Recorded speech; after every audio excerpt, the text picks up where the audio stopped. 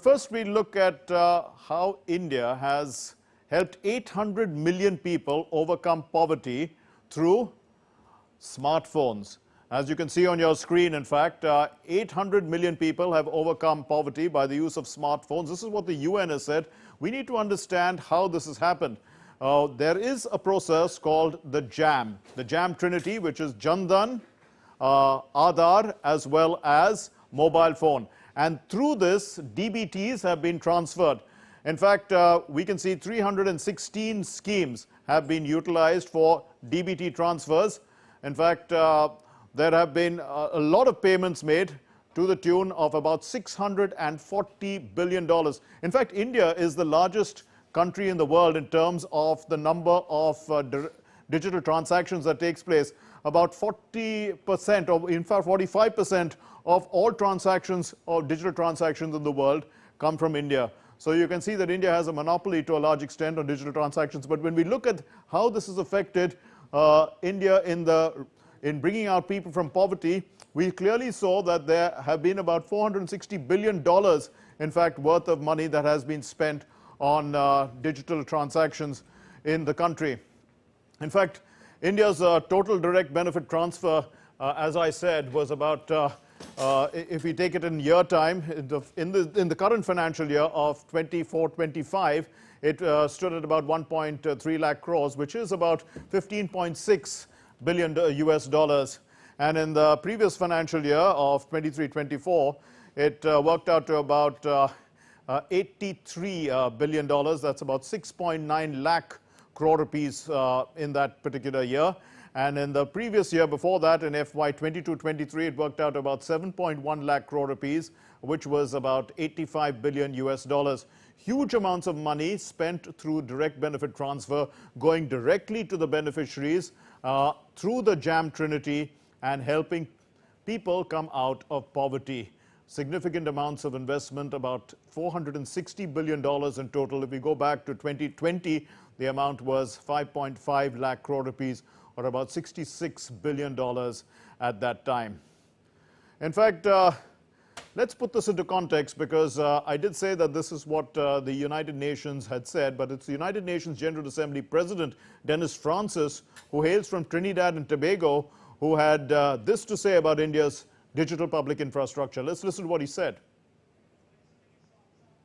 Rural farmers in India who never had a relationship with the banking system are now able to transact all their businesses on their smartphone. They pay their bills, they receive payment for orders. 800 million people lifted out of poverty. Because there's a high level of internet penetration in India. Almost everyone has a cell phone. That is not the case in many parts of the global. And about 10 months ago, in fact, Bharati Enterprises' chairman, Sunil Bharati Mittal, whose company we know, Airtel, has played a major role actually in expanding India's smartphone penetration, had this to say at the India Mobile Congress last year. We were truly inspired when you made the clarion call for all of us to lift our game and support the Digital India's vision. You realize that as India builds the hard infrastructure, which by the way is also being built at a very feverish pace, you recognize that if you can give tools in the hands of citizens to lift their lives, India could progress in leaps and bounds. Whether it is World Bank, United Nations, WTO, Africa Union, European Union, G20, OECD countries, BRICS, एक ही नारा लग रहा है हर जगह, digital infrastructure that India has built can accelerate the world economy, especially in those countries which have lack of infrastructure. Well, we're going to get perspective on that story from an expert. But for the moment, let's look at our next story, which is our second lead story. A study by the European Trade Union Confederation has revealed that nearly 40 million people, or 15% of the working population, couldn't afford a week's holiday away from home, either in their own country or abroad in 2022. This was despite pent-up demand post-COVID. And the concerns of holiday poverty, as it's called, are socio-economic, affecting the health as well as the well-being of the productive elements of society. This report puts things into context. Holiday poverty is a real and growing issue. It refers to the situation where individuals or families cannot afford to take a holiday, even for a short period like a week. This is often due to financial constraints, rising living costs, and stagnant wages. For example, in Europe, nearly 40 million workers were unable to afford a week's holiday in 2022. This phenomenon highlights the economic divide, where many people are unable to enjoy the benefits of taking a break from work, which is essential for mental and physical well-being. These anti-immigrant protests in Rotterdam, in the UK, may be symptomatic of a deeper malaise. The xenophobia comes from a lack of appreciation of plurality, pent-up resentment. Holiday poverty can have significant impacts on mental health. It causes increased stress and anxiety as people may feel overwhelmed and overburdened by daily pressures. It could lead to social isolation as individuals disconnect themselves from social circles. It could also lead to burnout, causing fatigue, irritability, and decreased motivation. But there are those who will hope that their businesses will find a way to pull through tough times, like this driver in Mexico, explaining what he thinks are the benefits of the peso's fall against the dollar. I think it would benefit tourists because they will think it's cheap to travel in Mexico. A high dollar price favors them. Camachos is probably wishful thinking, similar to these locals on a Beirut beach, as thousands flee their country amid fears of an all-out war with Israel. When the tourism season started in municipality, it was already a challenge, but we are not afraid. Paris is hosting the Olympics, considered the greatest show on earth, but despite that, holiday poverty has impacted the tourism industry. Reduced domestic tourism means fewer visitors to local attractions, hotels and restaurants, leading to decreased incomes for businesses. It impacts regions that rely heavily on tourism and may cause businesses from small souvenir shops to tour operators to struggle to stay afloat. The month of July was very hard in terms of revenues and customer turnout. We have a decrease of around 30% compared to what we had during the same period last year. At a social and cultural level too, it would indirectly impact preservation of cultural heritage and traditions. What we see here is an example of Venice limiting tourists to protect its rich heritage. Though not directly linked to holiday poverty, indirectly it has the same impact. Well, the people won't be as pleased because it's a very beautiful city and people won't be able to see it in the same way maybe. But I don't know, I think it's sad that the locals are so affected. All in all, addressing holiday poverty in whatever form is good for individual well-being and also for sustaining the tourism industry and economies that depend on it. The Economic Brief, DD India. Well, our guest on the program today is senior economist Prasanjit Basu, who has been tracking Asian and other global economies for decades. And first, we talked to him about two stories. The first one is about India, Mr. Basu, about India having brought 800 million people out of poverty through smartphones. That's what the UNGA President Dennis Francis was talking about earlier this month. You know, have we underestimated the power of smartphones in poverty alleviation? Well, I think some observers have, but not all. You know, Surjit Bhalla, the former executive director of the IMF, wrote a paper demonstrating that that absolute poverty has declined sharply, perhaps to as low as 2%.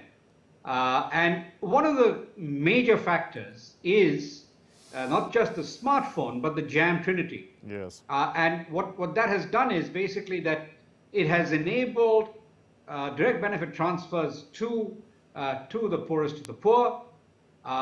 In addition, now there's of course the Pradhan Mantri Gram Kalyan Yojana, the distribution of free food grain to 800 million plus people.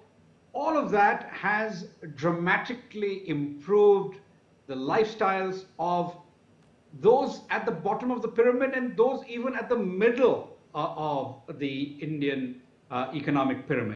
And as a result, well-being has dramatically improved. I'd say over the last 10 or 11 years, there's been a dramatic improvement in the well-being of the average Indian citizen.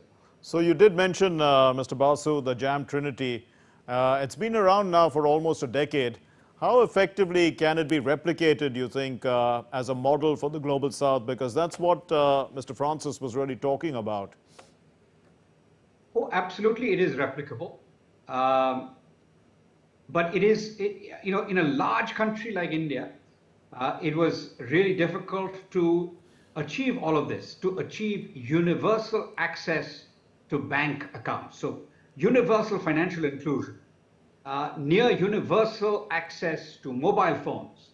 Now, as you progress, as mobile phone technology advances, and as scale economies are achieved, the cost of production of new smartphones continues to decline. And so it becomes increasingly possible for other countries to replicate this. Now the Aadhaar part, the creation of a national identity number should be much easier for smaller countries. For a huge country like India with 1.4 billion people, it is of course a huge challenge. Yes. That India overcame that challenge at warp speed in the first year and a half of Prime Minister Modi's term as Prime Minister has essentially transformed the prospects of most Indians, and that is certainly replicable in smaller countries. If it can be done in India, surely it can be done in smaller countries.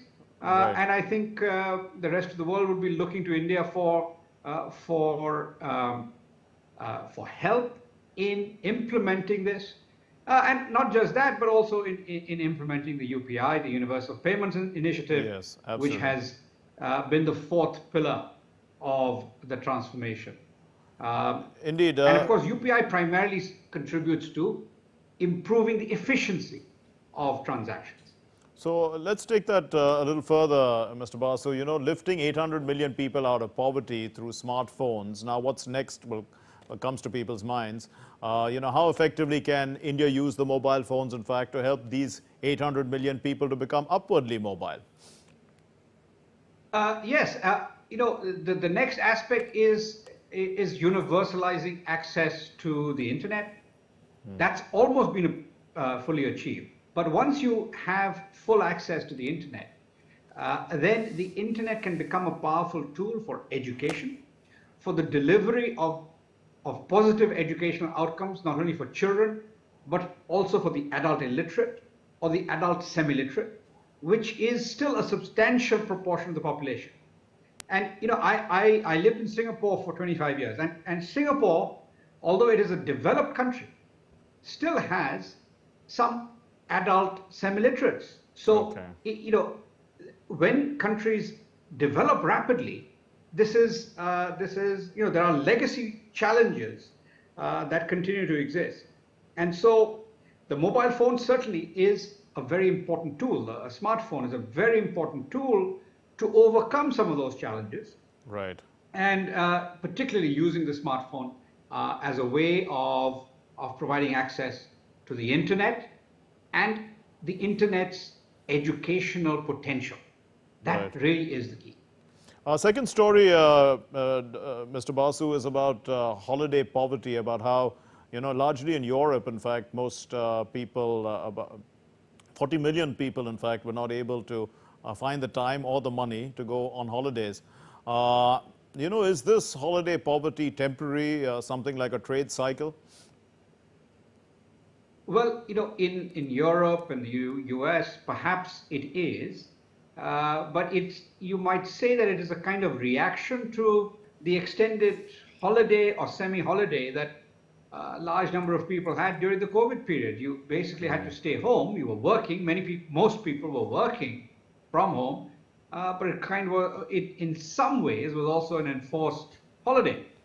It didn't feel like one, of course, because there was a scare factor, etc. So in the aftermath, and the data that you refer to is 2022 data, Yes. really the first post-COVID year. I think if you look at 2023 and the year to date this year, there has been a recovery in tourism pretty much across the world. And in fact, if anything, this year, a lot of European countries are reporting tourism fatigue. Places like Greece, Yes.